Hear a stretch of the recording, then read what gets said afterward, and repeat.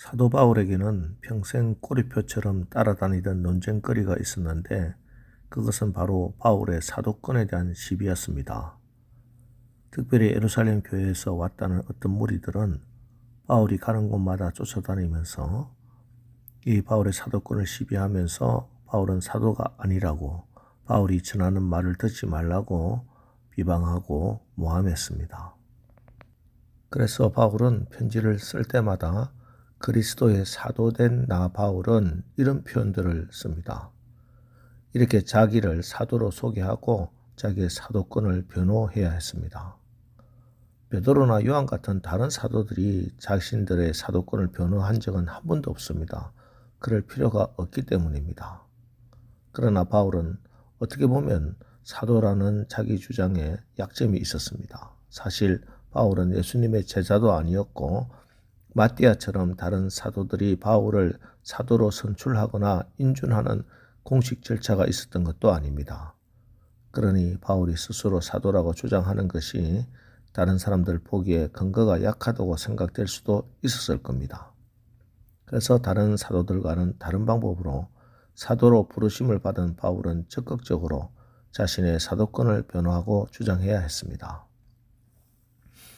오늘 바울이 자기의 사도직에 대한 정당성을 주장하는 근거로 두 가지 이유를 들고 있습니다. 1절, 내가 자유인이 아니냐, 사도가 아니냐, 예수 우리 주를 보지 못하였느냐, 주 안에서 행한 나의 일이 너희가 아니냐. 첫 번째는 예수 우리 주를 보지 못하였느냐. 물론 예수님 생전에 바울이 예수님을 뵙지는 못했을 겁니다. 하지만 자기가 부활한 그리스도를 보았다 하는 것입니다. 그리고 또 한 가지는 주 안에서 행한 나의 일이 너희가 아니냐. 고린도 교인들이 자기가 전한 복음을 듣고 그리스도인이 되었다는 사실입니다.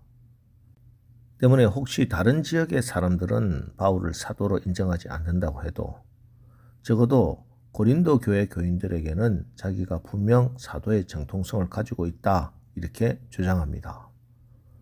그러면서 자기가 사도로서 고린도 교회를 어떻게 섬겼는지를, 어떻게 복음을 전하는 사명 하나만을 위해서 살았는지를 하나하나 이야기하면서 자기를 변호하고 있습니다. 바울은 복음을 전하는 사도의 직분을 감당하는 데 있어서 누릴 수 있는 권리가 있었습니다. 그러나 12절, 다른 이들도 너희에게 이런 권리를 가졌거든 하물며 우리일까 보냐. 그러나 우리가 이 권리를 쓰지 아니하고 범사에 참는 것은 그리스도의 복음에 아무 장애가 없게 하려 함이로다. 바울은 복음을 전하는데 혹여라도 장애가 될까 봐서 어떻게 하든지 복음을 전해야 한다는 그 사명 때문에 그 권리를 주장하지 않았던 겁니다. 그러면서 16절, 17절에서 그가 맡겨진 사명을 감당하는 그 마음가짐을 이렇게 이야기하고 있습니다. 16절, 17절, 내가 복음을 전할지라도 자랑할 것이 없음은 내가 부득불할 일임이라. 만일 복음을 전하지 아니하면 내게 화가 있을 것이로다. 내가 내 자의로 이것을 행하면 상을 얻으려니와 내가 자의로 아니한다 할지라도 나는 사명을 받았노라. 이 말씀은 구약성경 에스겔서 3장 18절로 19절 말씀을 근거로 한 말씀입니다.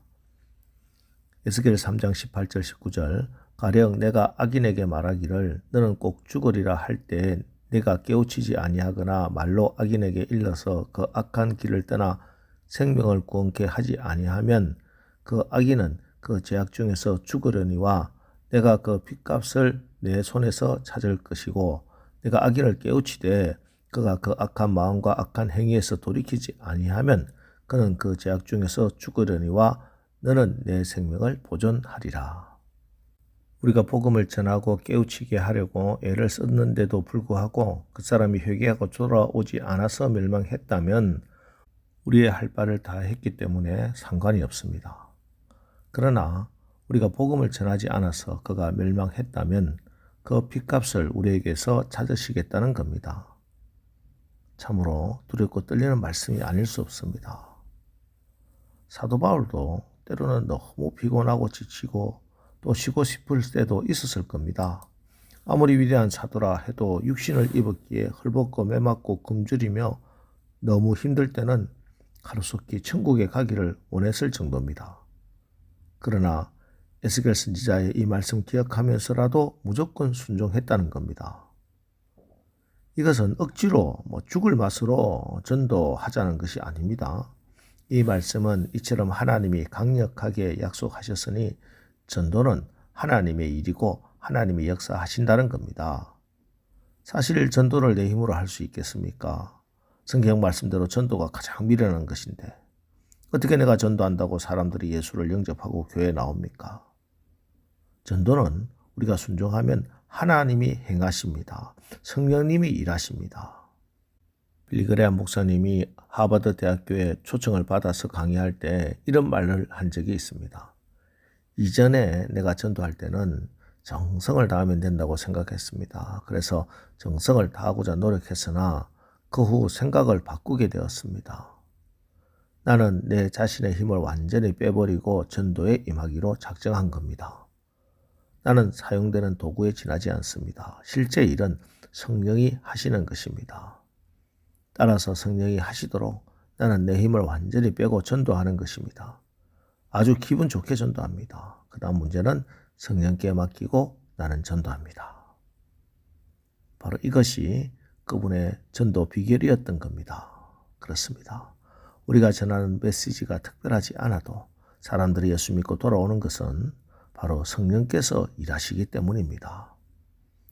그러므로 오늘도 담대히 복음을 전하기만 하면 됩니다. 그러면 성령이 역사하실 겁니다.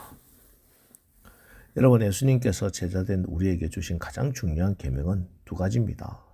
요한복음 13장 34절 새 계명을 너희에게 주노니 서로 사랑하라. 내가 너희를 사랑한 것 같이 너희도 서로 사랑하라. 마태복음 28장 19절 20절 그러므로 너희는 가서 모든 민족을 제자로 삼아 아버지와 아들과 성령의 이름으로 세례를 베풀고 내가 너희에게 분부한 모든 것을 가르쳐 지키게 하라. 볼지어다 내가 세상 끝날까지 너희와 항상 함께 있으리라 하시니라. 서로 사랑하라는 것과 복음을 전하라는 것입니다. 우리가 하나님을 사랑하고 하나님으로부터 사랑받는 길은 주님의 계명을 지키는 것입니다.